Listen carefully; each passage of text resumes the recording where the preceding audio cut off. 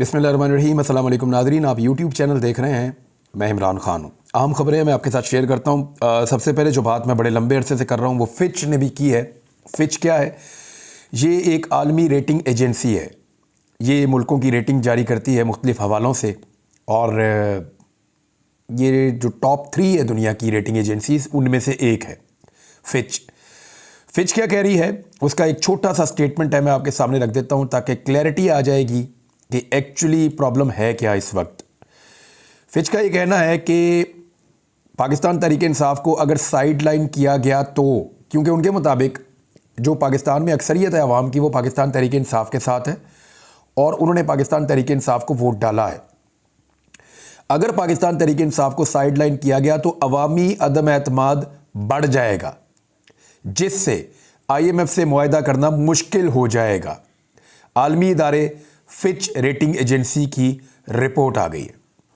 अब भी अगर पाकिस्तान के अंदर लोगों को ये बात समझ ना आए और पाकिस्तान इस बात को समझने से कासिर रहे कि अवामी उमंगों के मुताबिक हुकूमत बनाने के फ़ायदे क्या है और अवामी उमंगों के ख़िलाफ़ हुकूमत बनाने के नुकसानात क्या हैं, तो फिर तो अल्लाह ही हाफिज़ है। अब आलमी इदारे भी ये कहना शुरू हो गए हैं, बैनुल अक़वामी मीडिया भी ये कह रहा है और हर तरफ से ये आवाज़ आ रही है कि बहुत बड़ी धांधली हुई है और अगर पाकिस्तान इसी धांधली ज़दा हुकूमत को बनाने की तैयारी करता है और मैंडेट ऐसे लोगों के हाथ में दे दिया जाता है जिन्हें लोगों ने वोट नहीं डाला, उन्हें रिजेक्ट किया है, तो फिर पाकिस्तान का निज़ाम आगे नहीं बढ़ पाएगा और मईशत के ऊपर बहुत बड़ा धचका लगेगा और उसका नुकसान ये होगा कि IMF के साथ आपका मुआहदा करना मुश्किल हो जाएगा। IMF के साथ अगर आप मुआहदा नहीं करते, आगे नहीं बढ़ते, तो पाकिस्तान के डिफ़ॉल्ट कर जाने के इम्कानात बढ़ेंगे। अल्लाह ना करे ऐसा हो। सेंस प्रिवेल करनी चाहिए और होना ये चाहिए कि जिनको वोट मिले हैं उन्हीं के वोट गिने जाएं।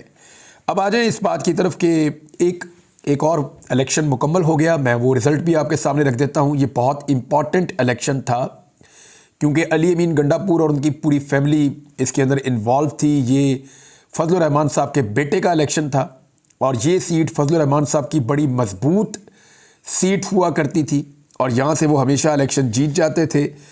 अभी इस वक्त सूरत-ए-हाल क्या है कि 6 पोलिंग स्टेशंस ऐसे थे जहाँ पे दोबारा इलेक्शन करवाया गया, हालात ख़राब होने की वजह से पहले और मल्टीपल रीज़न से ये इलेक्शन वहाँ पे ताख़ीर का शिकार हुआ। बाकी इलेक्शन आ चुका था और जब इनके ऊपर आज पोलिंग करवाई गई तो सिचुएशन बहुत अजीब थी।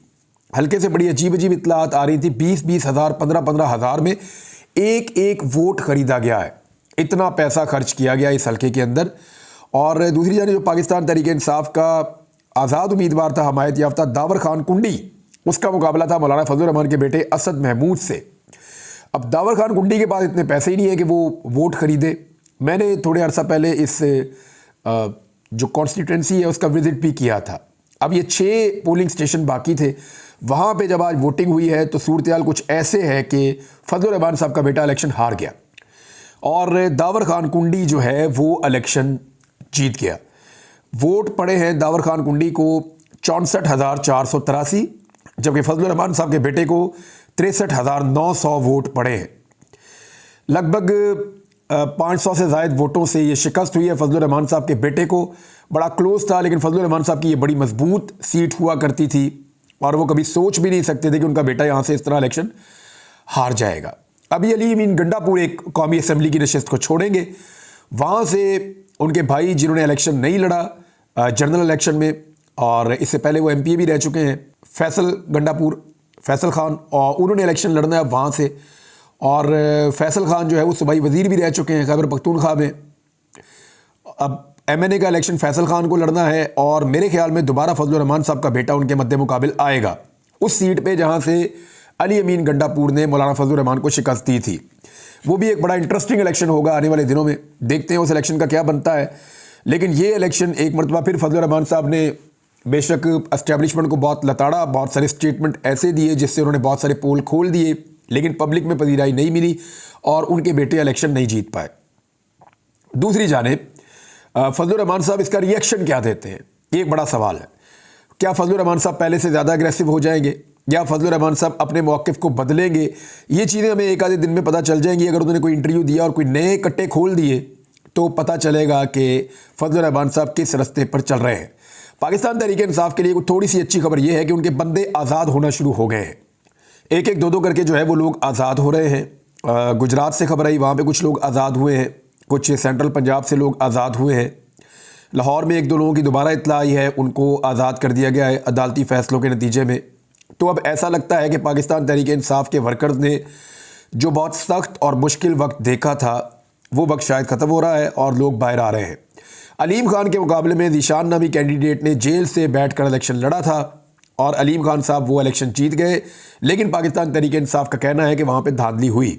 अब ज़ीशान की आज रिहाई हुई है, निकलते ही उन्होंने अलीम खान पे अटैक किया है और वो ये कह रहे हैं कि इनके हलक से अपनी सीटें वापस निकालेंगे। लेट्स सी कि पाकिस्तान तहरीक इंसाफ किस तरीके से इस मूव को आगे बढ़ाती है। इस्लामाबाद से PMLN के लिए एक बहुत बुरी खबर है नवाज शरीफ साहब के लिए कि बड़ी मुश्किल से वो एक एक करके उनको सीट दिलाई जाती है, लेकिन इकट्ठी तीनों सीटें निकल गई मुस्लिम लीग नून के हाथ से इस्लामाबाद वाली।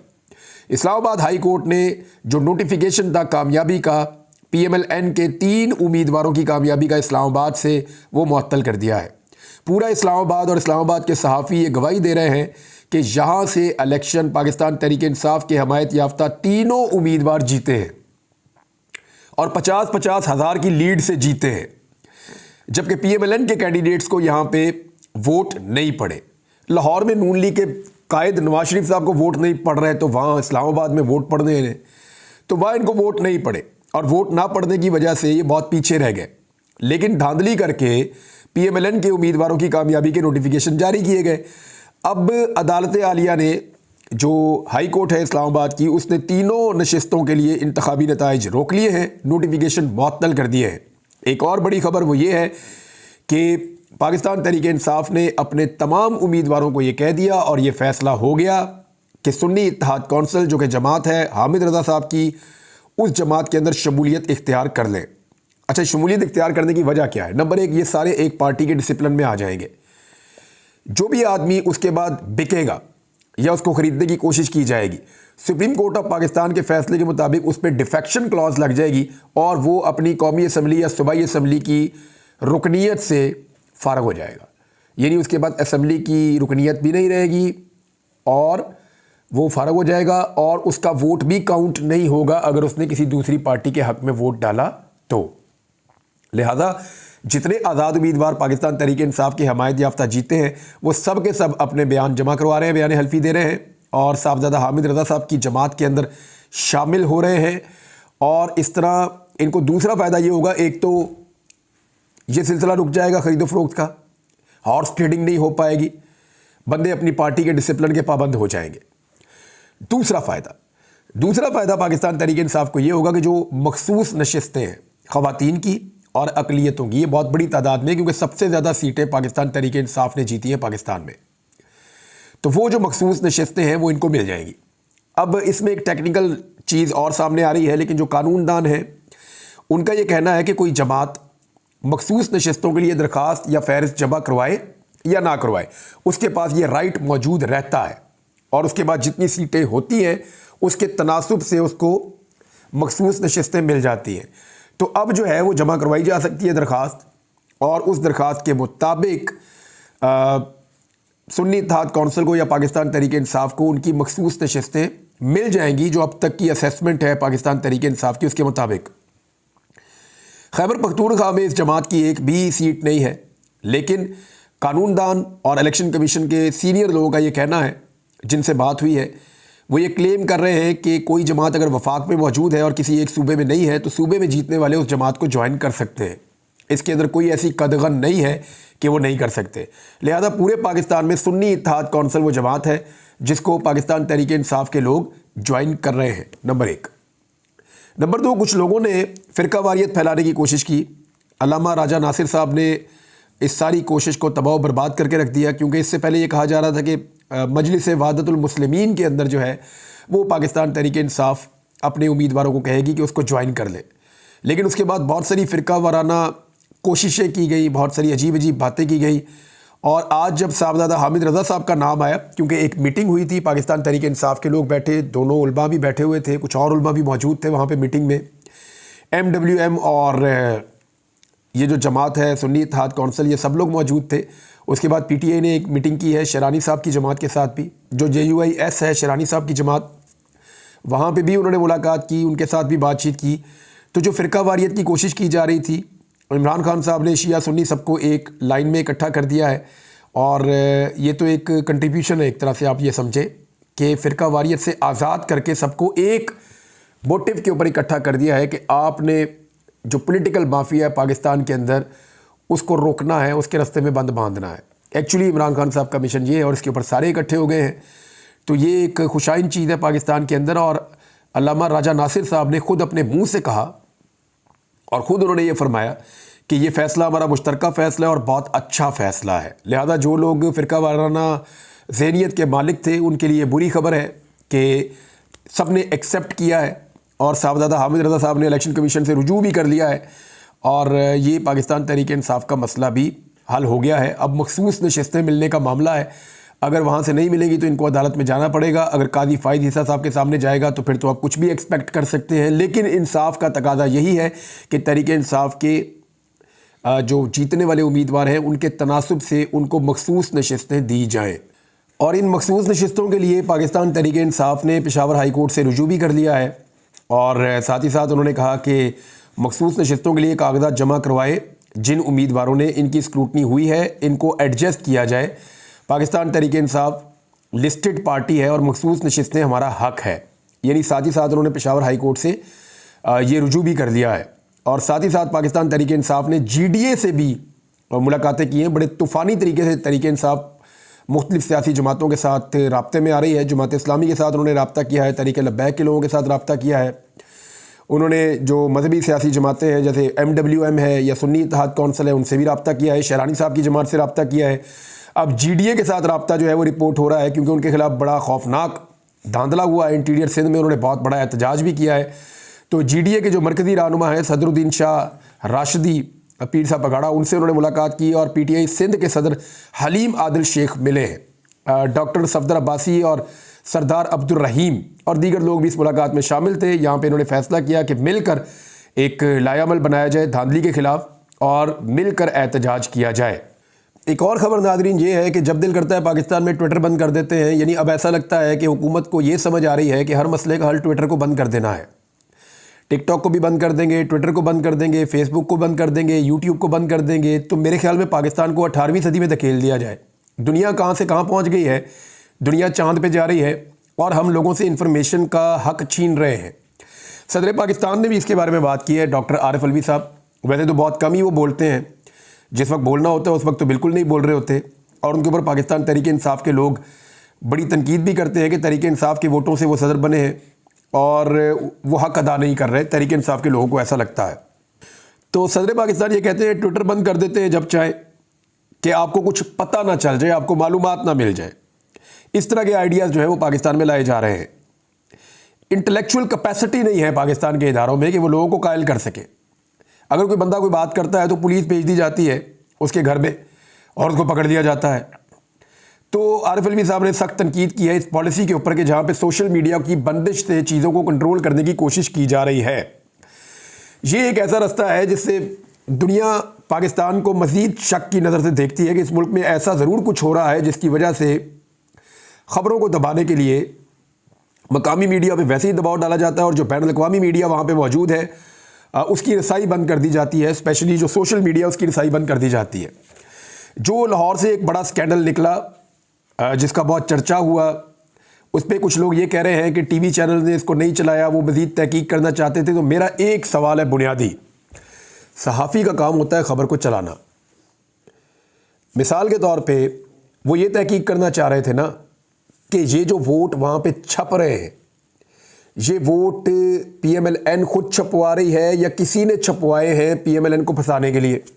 यही सवाल है ना। एक्चुअली जो वहाँ पे एडिटोरियल बोर्ड बैठा हुआ है या जो लोग बैठे हुए हैं अहम नशिस्तों पे इन चैनलों में, उनके दिमाग में यही सवाल था ना। लेकिन इस सवाल के बावजूद भी इस खबर को रोका नहीं जा सकता था। उसकी वजह यह है कि जब एक प्राइवेट जगह के ऊपर सरकारी कागज़ छप रहा है तो ये खुद एक बहुत बड़ी खबर है कि जनाब सरकारी कागज़ कैसे एक प्राइवेट जगह पे छप सकता है। अब उसकी तहकीकात करवा लीजिए। हो सकता है कि जो दिखाई दे रहा है कि नवाज शरीफ साहब अपनी इज्जत बचाने के लिए धांधली करवा रहे हैं और ये जाली पेपर छाप रहे हैं, बैलेट पेपर। हो सकता है नवाज शरीफ को फंसाने के लिए कोई साजिश हो रही हो, लेकिन जो भी हो रहा है इस खबर को रिपोर्ट ज़रूर किया जाना चाहिए था। इंतहाई परले दर्जे की सहाफ़ती बददयांती है कि इतनी बड़ी चीज़ आपके सामने आई कि एक सरकारी कागज़ एक प्राइवेट प्रेस के अंदर छप रहा है और आपके रिपोर्टर जान पर खेल कर जाते हैं और जाकर उसकी फुटेज बनाकर लाते हैं और आप उसको ये कहकर नहीं चलाते कि जनाब इसको भी देखना पड़ेगा। वो इसलिए कि कायदे मोहतरम जनाब मियाँ नवाज शरीफ साहब का नुकसान हो रहा है इस खबर के चलने में। तो ये सहाफ़ती बददयांती है। हाँ, आप ये कह सकते थे कि जनाब पेपर छप रहा है, बैलेट पेपर छप रहा है, तहकीकात करवाई जाए। आप नाम ही ना लें नवाज शरीफ का, आप नाम ही ना लें और किसी चीज़ का, आप पीटीआई का भी नाम ना लें, लेकिन आपको ये ज़रूर कहना होगा कि जनाब पेपर छप रहा है जो गैर कानूनी है। एक गैर कानूनी चीज़ आपके सामने आई और आपने उसको छुपा लिया सिर्फ इस बुनियाद पर कि कायदे मोहतरम को उसका नुकसान हो जाएगा।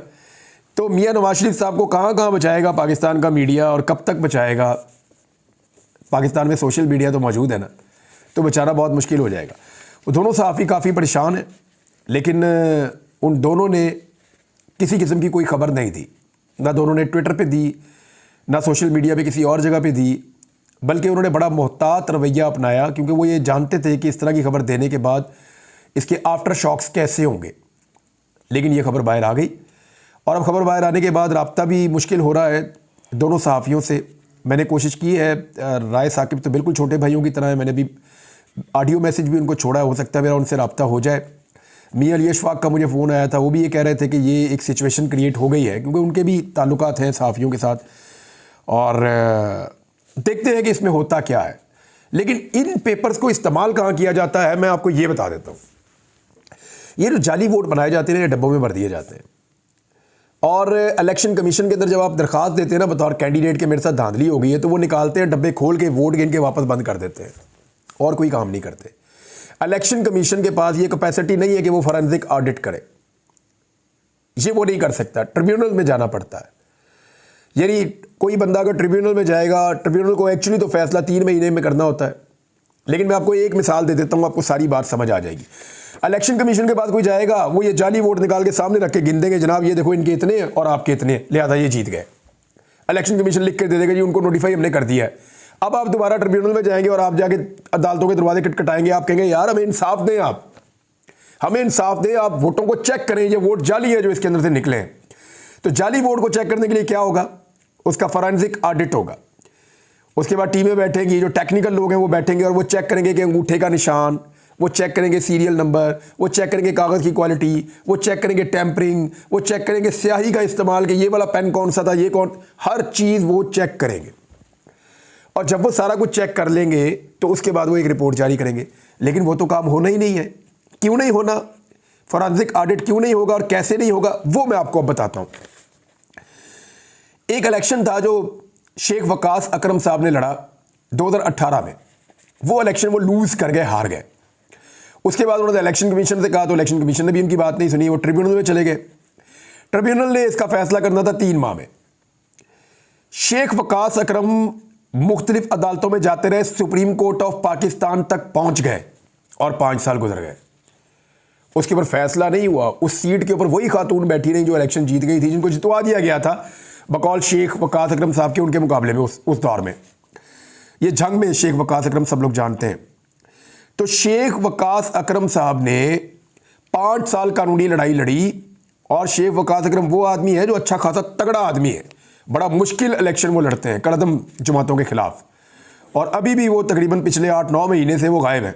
यानी उन्होंने अपने हल्के के अंदर एक दिन विजिट नहीं किया, लेकिन उसके बावजूद लोगों ने उनको इलेक्शन जितवा दिया, उनके वालिद को भी जितवा दिया, और वो रूपोश है उस वक्त से, उनका कारोबार सारा तबाह हो गया, उनके घर बार, उनके बच्चे स्कूल नहीं जा पा रहे। ये सिचुएशन वो सबके साथ ही हो रही है, उनके साथ ये सिचुएशन है कि बच्चे स्कूल नहीं जा पा रहे पिछले कई महीनों से। अब वो इलेक्शन जीत गए हैं, दोबारा इलेक्शन लड़ा, दोबारा इलेक्शन जीत लिया। पिछले इलेक्शन का 2018 वाले का आज तक फैसला नहीं हुआ ट्रिब्यूनल में। तो ये इतना लटका देते हैं इस मामले को और इसी पे 5 साल गुजार देते हैं। लिहाजा पाकिस्तान तहरीक इंसाफ को फुल रोला डालना चाहिए इन जाली वोटों के ऊपर, और ऐसी सारी मशीनें पकड़वानी चाहिए। बहरहाल अब तक के लिए इतना ही। अपना ख्याल रखिएगा, अपने इस चैनल का भी। अल्लाह हाफ़िज़।